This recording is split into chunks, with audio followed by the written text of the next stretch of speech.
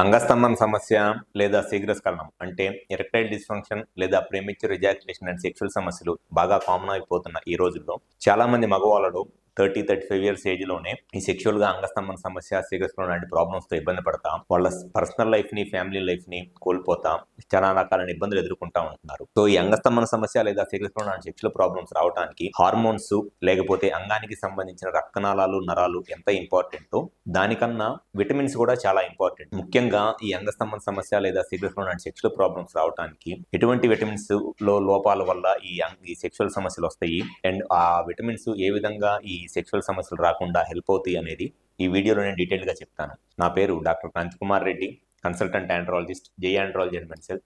మాకు విజయవాడ, వైజాగ్, రాజమండ్రి, నెల్లూరు మరియు కర్నూలులో బ్రాంచెస్ ఉన్నాయి. ముఖ్యంగా సెక్షువల్గా ఎక్కువ రోజుల పాటు సెక్స్ లైఫ్ని ఎంజాయ్ చేయాలి అంటే సెక్షువల్ వెల్నెస్ అంటారనమాట. సెక్స్ లైఫ్ని ఎక్కువ రోజుల పాటు ఇబ్బంది లేకుండా ఎంజాయ్ చేయాలి అండ్ ఆ సెక్స్లో పార్ట్నర్స్ ఇద్దరు సాటిస్ఫై అయితే దానివల్ల వాళ్ళకి ఫ్యూచర్లో ఎటువంటి సెక్షువల్ సమస్యలు రాకుండానో లేకపోతే ఈ సెక్స్ సమస్యల వల్ల వాళ్ళ ఫ్యామిలీ డిస్టర్బెన్సెస్ రాకుండా వాళ్ళ సెక్షువల్ లైఫ్ని హ్యాపీగా మెయింటైన్ చేయడానికి మెయిన్గా కావాల్సింది 3 రకాలైన విటమిన్స్ అనేది చాలా ముఖ్యము.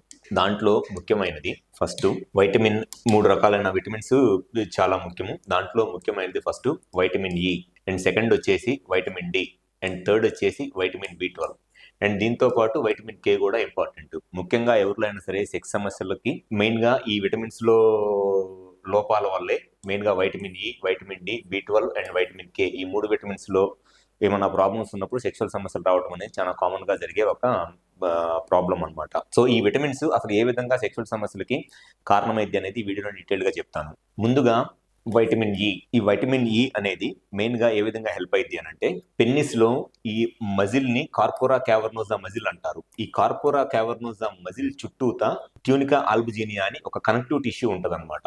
సో ఈ కార్పోరా క్యావర్నోజాలోకి బ్లడ్ వచ్చినప్పుడు ఈ బ్లడ్ రావటం వల్ల ఈ కార్పోరా క్యావర్నోజా మజిల్ రిలాక్స్ అయింది, ఎక్స్పాండ్ అయింది. ఈ కార్పోరా క్యావర్నోజా మజిల్ ఎక్స్పాండ్ అయింది. ఆ ఎక్స్పాండ్ అయిన కార్పోరా క్యావర్నోజా మజిల్ చుట్టూతా ఉండే ఒక టిష్యూ, కనెక్టివ్ టిష్యూవే ఈ ట్యూనికా ఆల్బుజినియా. సో ఈ ట్యూనికా ఆల్బుజినియా అనేది స్ట్రాంగ్ గా ఉండటం అనేది చాలా ముఖ్యం ఎరెక్షన్ కి. ఈ ట్యూనికా ఆల్బుజినియా అనేది ఎంత స్ట్రాంగ్ గా ఉంటే అంత హార్డ్ ఎరెక్షన్స్ వస్తాయి.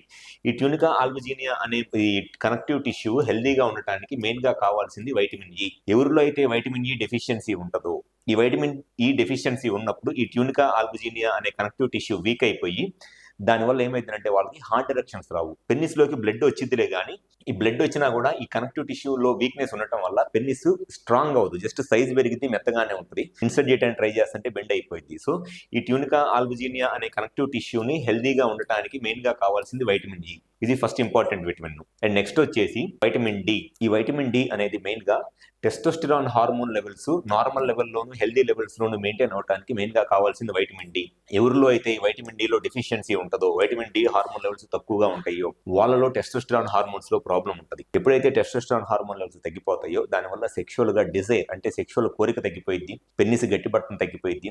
సెక్షువల్ ఫ్రీక్వెన్సీ ఎవరిలో అయితే టెస్టోస్టిరాన్ హార్మోన్ తక్కువ ఉంటుందో వాళ్ళకి సెక్స్లో ఒకసారి కలిసిన తర్వాత మళ్ళీ హార్మోన్ డెఫిషియన్సీ ఉండటం వల్ల మళ్ళీ రెండోసారి సెక్స్లో కలవడానికి 10 రోజుల్లో 15 రోజుల్లో టైం పట్టేస్తుంది. అదే టెస్టోస్టిరాన్ హార్మోన్ లెవెల్స్ నార్మల్గానే ఉంటే మళ్ళీ ఇమీడియట్గా 2 అవర్స్లోనూ 3 అవర్స్లోనూ అయితే 1 అవర్లోనూ లేకపోతే 1 డే తర్వాత ఇమీడియట్గా సెక్స్ చేయాలని ఇంట్రెస్ట్ వచ్చింది. సో సెక్షువల్ ఇంట్రెస్ట్, సెక్షువల్ డిజైర్కి టెస్టోస్టిరాన్ హార్మోన్ చాలా ముఖ్యం. అండ్ ఈ టెస్టోస్టిరాన్ హార్మోన్ డెఫిషియన్సీకి ఒక మెయిన్ రీజన్ వైటమిన్ డి అనేది టెస్టోస్టిరాన్ హార్మోన్ డెఫిషియన్సీకి ఒక main reason vitamin D. And next hormone వచ్చేసి వైటమిన్ B12. ఈ వైటమిన్ B12 అనే హార్మోన్ను ఏ విధంగా హెల్ప్ అయింది అని అంటే ఎవరిలో అయితే ఈ వైటమిన్ B12 హార్మోన్ డెఫిషియన్సీ ఉంటుందో ఈ వైటమిన్ B12 హార్మోన్ డెఫిషియన్సీ ఉన్న వాళ్ళలో బ్లడ్ బాగా థిక్గా ఉంటుంది. బ్లడ్ విస్కాసిటీ అంటారు. ఈ బ్లడ్ విస్కాసిటీ చాలా ఎక్కువైపోయి బ్లడ్ అనేది బాగా చిక్కగా అయిపోయింది అనమాట. ఎప్పుడైతే ఈ వైటమిన్ B12 డెఫిషియన్సీ ఉండి బ్లడ్ బాగా థిక్గా అయిపోయి విస్కాసిటీ ఎక్కువ అవుతుందో ఈ కార్పోరా క్యావర్నోజాలోకి వచ్చే బ్లడ్ ఫ్లో తగ్గిపోయింది. ఆ బ్లడ్కి ఫోర్స్గా రాదనమాట, చాలా స్లోగా బ్లడ్ వస్తూ ఉంటుంది. కాబట్టి ఈ కార్పోరా క్యావర్నోజాలోకి బ్లడ్ ఫోర్స్గా రాకపోవడం వల్ల ఈ మజిల్ రిలాక్స్ అవ్వదు, మజిల్ స్ట్రెచ్ అవ్వదు. సో దానివల్ల కూడా జస్ట్ పెన్ని సైజ్ పెరిగితే కానీ మెత్తగానే ఉంటుంది. ఇన్సర్ట్ చేయడానికి ట్రై చేస్తుంటే బెండ్ అయిపోతాం. సో వైటమిన్ B12 డెఫిషియన్సీ వల్ల వచ్చే మెయిన్ ప్రాబ్లం ఏంటి అంటే బ్లడ్ విస్కాసిటీ పెరిగిపోవటం, అంటే బ్లడ్ బాగా చిక్కగా అయిపోయింది, థిక్గా అయిపోయింది. దానివల్ల బ్లడ్ ఫ్లో తగ్గిపోయి పెన్నిస్కి ఎరెక్షన్ ప్రాబ్లం వస్తుంది. అండ్ నెక్స్ట్ విటమిన్ వచ్చేసి వైటమిన్ కే.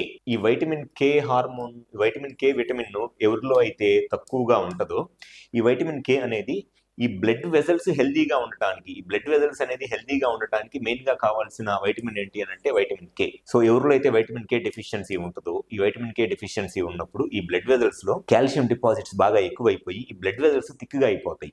ఈ బ్లడ్ వెజల్స్ థిక్గా అయిపోయినప్పుడు బ్లడ్ వెజల్స్ బ్లాక్ వచ్చేస్తుంది అనమాట. వైటమిన్ కే డెఫిషియన్సీ ఉన్నప్పుడు బ్లడ్ వెజల్స్ బ్లాక్ వచ్చేసి పెన్నిస్కి వచ్చే బ్లడ్ ఫ్లో తగ్గిపోయింది. ఎందుకంటే ఆ బ్లడ్ వెజల్స్ నార్మల్ గా ఇట్లా ఉండాల్సిన బ్లడ్ వెజల్స్ చిన్నగా అయిపోతాయి వైటమిన్ కే డెఫిషియన్సీ వల్ల. సో దానివల్ల కూడా ఈ సెక్షువల్ గా ఇబ్బందులు వస్తాయి.